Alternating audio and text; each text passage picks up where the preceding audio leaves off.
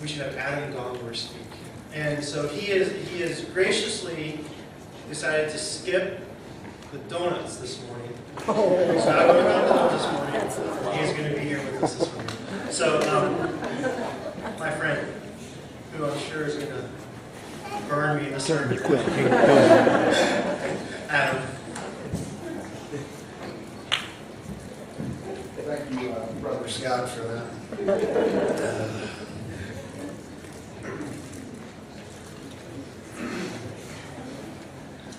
Good evening. We'll go back one slide. At the last minute, they changed my schedule, and I've been up since 10. And some of you may say, wow, 10? Slept in this morning. I've been up since 10 last night, had to go into work at midnight, got off at 8.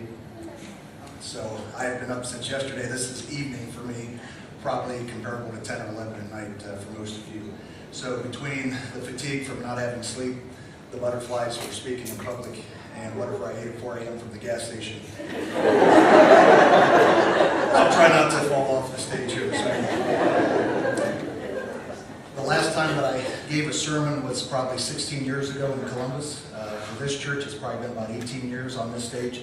The picture of the wedding from 1975, I believe, showed the old choir up here and the 2 rows of pews, and that's what I remember when Shannon and I got married back in 1991.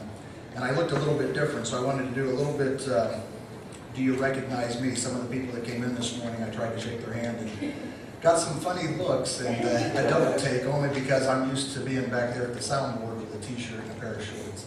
So I thought I'd dress a little more respectfully, which I probably shouldn't wear a t-shirt in church on Sunday morning, but Jerry Wilson and I have had arguments about that in the past. So if you don't mind, I am going to take the coat off because it is a little warm, but I at least wanted to show that I do own a suit. And it still fits.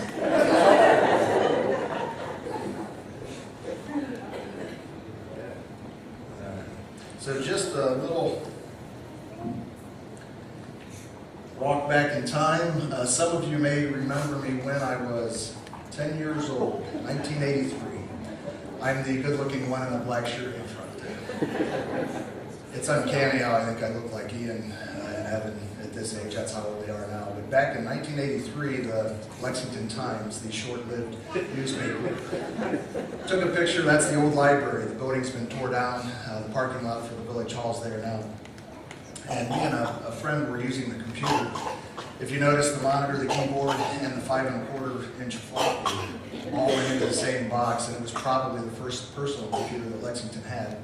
You had to sign away your first kid and show ID just to use the computer. And you got a half hour at a time. So that's me at 10 years old. Oh.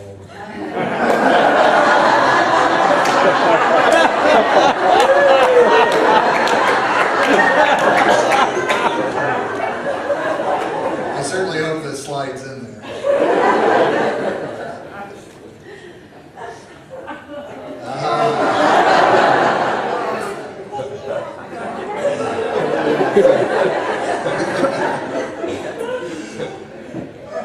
She didn't want me to show the slide, but it is from 1990 to 91. That's how I looked with the last time that I gave a sermon here. That's the good-looking one in the tux there. The girl you obviously know is Shannon, the church secretary. We got married shortly after this picture. What's interesting, though, and another thing, now that she did that to me, I'm going to break a promise to her. Long before this picture was taken, before we even met each other, it's uncanny that I'm speaking on stealing today, because when I was probably 12 years old, if you guys remember the old Brown's grocery store, it's the library now, behind the gas station. 11, 12 years old, the little packet of candy that you poured in your mouth and it fizzled, and if you drank pop, supposedly you died, but you didn't. I didn't have a quarter, so I took it back and tried to sneak out of the building, and the manager at the time caught me, and I was so scared I didn't know what to do. He didn't even call the cops. He knew that I was terrified, and I gave him the pack back and never went back to that store, and now it's the library. So, and what Shannon asked me not to tell you was about that same time, she was in the back seat of a sheriff's cruiser for stealing the peanut butter, chocolate, and peanut butter egg thing. It was one of her favorite candies, and about the same age she got caught stealing. So, that's funny. I'm glad you did that.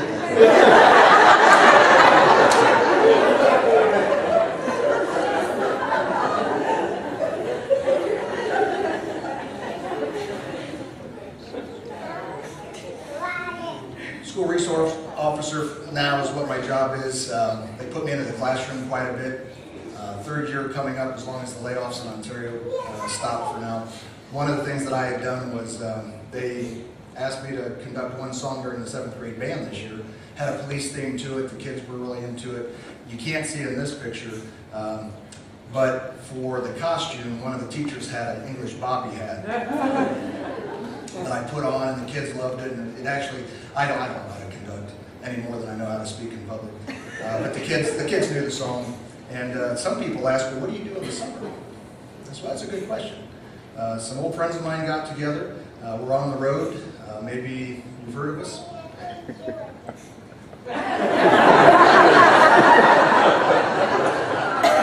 I'll sign autographs later. I joked with Scott earlier this morning that one of two things are going to happen this morning. Either they're not going to ask me to speak again, or they're going to ask me to go find another home church. Topic this morning is stealing. Some of you may ask, well, why stealing? And one Monday morning, like every Monday morning when I get with TJ and tell him what to speak on, I don't. Just go with it. He said, well, we've got a sermon series coming up on the 10 Commandments, but I'm going to be gone in June. Would you like to film it? Sure. So we drew the dolls, and he got stealing. And he looked at me and he said, you know, I don't want to talk about stealing. It's really awkward. It's uncomfortable. I shouldn't have to talk to the people of the church about not stealing. They should know that. And I said, okay. And he took the 2-part series on adultery.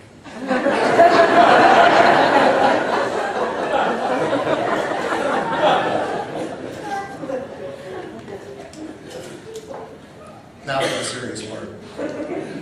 I actually stole this from the internet, so. The Hebrew word, this Levitt.com at least gave credit. Thou shalt not steal from Exodus. The Hebrew word, I think it's enough. I don't know Hebrew. I flunked out of Old Testament poetry, actually, in Bible college. Carrying off by stealth that which is not one's own, which is theft, or the deceptive inner disposition that accompanies the action. You know that you've done wrong. I knew that I did wrong when I took the little candy from the Brown's grocery store. None of us really owns anything at all. This morning's Bible verse, since God alone is the creator and giver of all of life, stealing arrogantly and vainly attempts to seize something and to claim it for oneself, blindly disregarding the fact that in him we live and move and have our being. Stealing is an act based on fear, since the attitude behind the action evidences a lack of trust that God will meet all of our needs.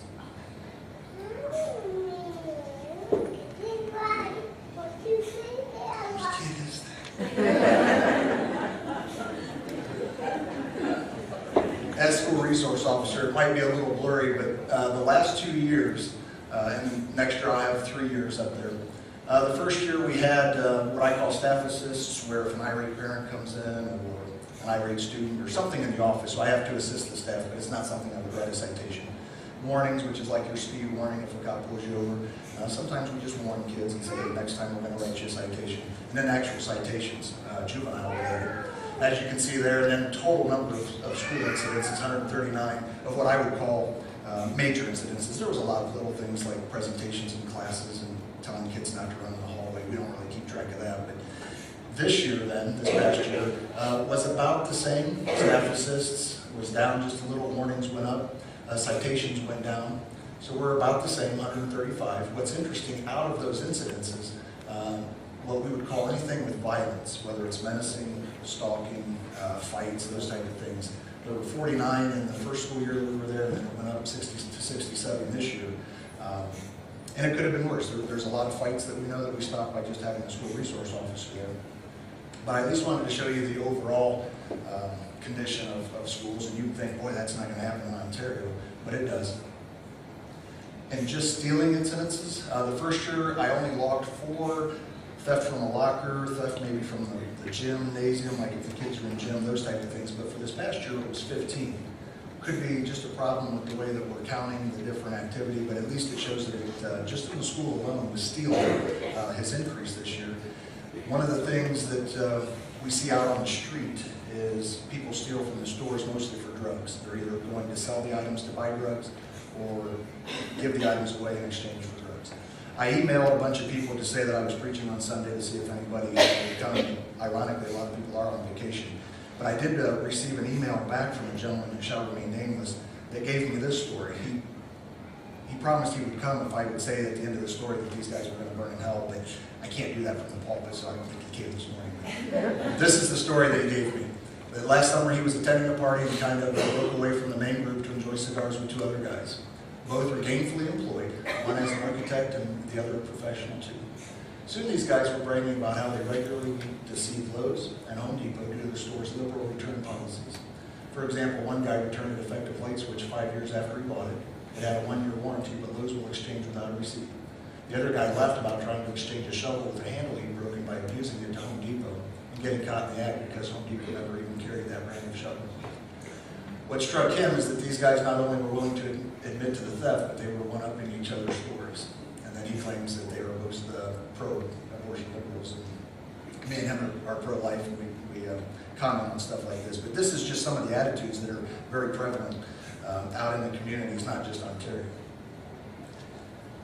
Today's outline, you've got to bear with me. I'm used to being in either a 3rd grade class or a junior high class or high school class. So if this slideshow seems a little basic or school related or a lesson plan related for some of the teachers out there, today we've got 3 sermon points. Point out the obvious, the not so obvious, a personal example, which is not to make me look like I have an ego. It's more of a personal confession in some of these examples, and then a solution or a verse that would help try to avoid some of the pitfalls, because it's not going to be a sermon on shoplifting. I think we all know that you can't take something that doesn't belong to you. And now we're into the not so obvious one. Stealing from work is the first topic this morning. The obvious is, if you're an employee, theft in office, embezzlement, or if you're the boss, not paying what an employee has earned. And the verse that I found was James 5:4. Look, the wages you failed to pay the workmen who mowed your fields are crying out against you. So that's the obvious stealing from work. We get into the not so obvious, an unearned paycheck. And I'm not here to point fingers at you because there's 4 fingers then pointing back at me. The wicked man earns deceptive wages, but he who sows righteousness reaps a sure reward. Things that you do at work while you're earning a paycheck, talking on a cell phone instead of working, I'm guilty of that. This next one will be for Scott, for the donut joke.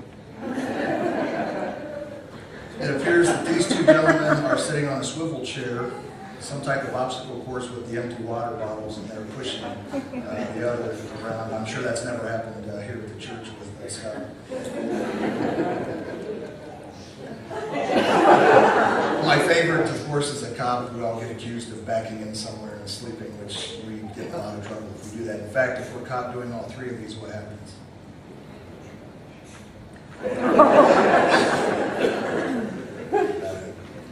So, solution for point number 1 in Colossians 3, we find that whatever you do, work at it with all your heart, as working for the Lord, not for men. Since you know that you receive an inheritance from the Lord as a reward, it is the Lord Christ you are serving. Simple verse, simple instructions to both me and you guys that when we're working, we need to give to our boss. Whether you're a youth minister giving to God or it's a cop giving to the chief, can't be goofing off, talking on the cell phone, those type of